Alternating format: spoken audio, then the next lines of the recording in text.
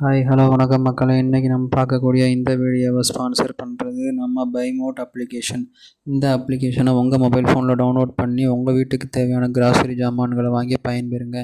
Okay, நம்ம வீடியோவில் இன்றைக்கி பார்க்கக்கூடிய டாபிக் ராம் சரண் அவர்களை பற்றி தான் பார்க்க போகிறோம். வாங்க வீடியோக்குள்ளே போகலாம்.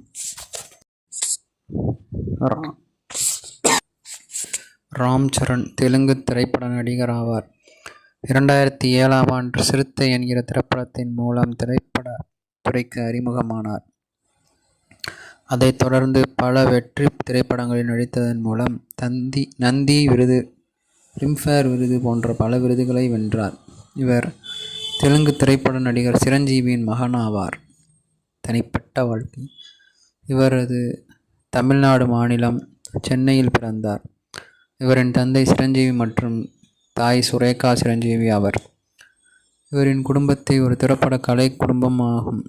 இவர் டிசம்பர் 1ஆம் தேதி 2011ஆம் ஆண்டு உபாசனா காமினேனி என்பவரை காதலித்து திருமணம் செய்து கொண்டார். திரைப்பட வாழ்க்கை. 2007ஆம் ஆண்டு சிறுத்தை என்கிற திரைப்படத்தின் மூலம் திரைப்படத்துறைக்கு அறிமுகமானார். இந்த திரைப்படம் 50 நாட்களை கடந்து ஓடியது. இந்த திரைப்படத்தில் நடித்ததற்காக சிறந்த அறிமுக நடிகருக்கான ஃபிலிம்ஃபேர் விருது மற்றும் நந்தி சிறப்பு நடுவர் விருது பெற்றார்.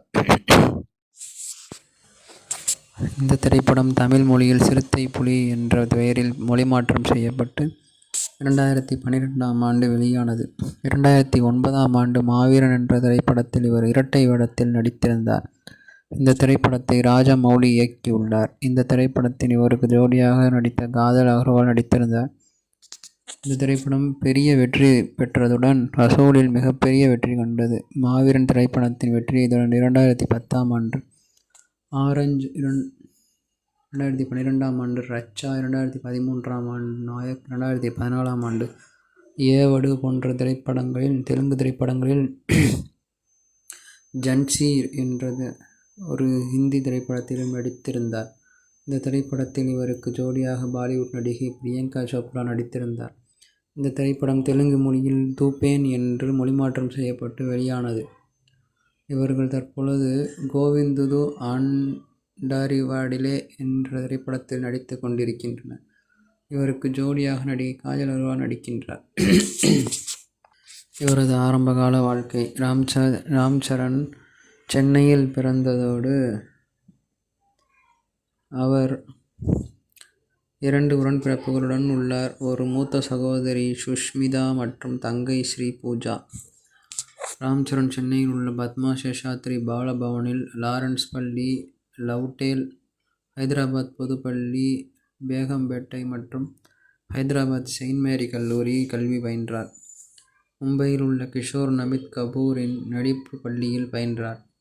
ஏப்ரல் 2024இல் சென்னை வேல்ஸ் பல்கலைக்கழகத்தில் இருந்து அவருக்கு கௌரவ முனைவர் பட்டம் வழங்கப்பட்டது.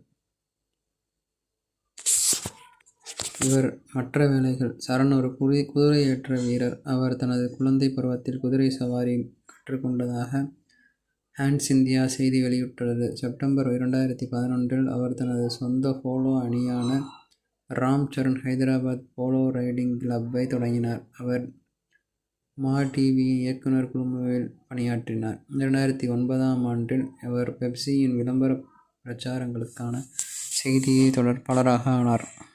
Turbo Mega Airways Private Limited March 2013இல் இணைக்கப்பட்டது. சரண் மற்றும் வான்கயலாபதி உமேஷ் ஆகியோர் விளம்பரதாரராக இருந்தனர். இவரது தனிப்பட்ட வாழ்க்கை. ராம் சரண் அப்பல்லோ அறக்கட்டளையின் துணைத் தலைவரும் பி பாசிட்டிவ் பத்திரிகையின் தலைமை ஆசிரியருமான உபாசனா காமினியை மணந்தார். காமினேனி ஷோபாவின் காமினேனி மகள் மற்றும் இந்தியாவின் முதல் கார்ப்பரேட் மருத்துவமனை சங்கிலியான அப்பல்லோ மருத்துவமனைகளின் நிறுவனர் மற்றும் நிர்வாக தலைவருமான பிரதாப் சி ரெட்டியின் பேத்தி ஆவார். அவர்கள் டிசம்பர் 2011இல் நிச்சயதார்த்தம் செய்து கொண்டனர்.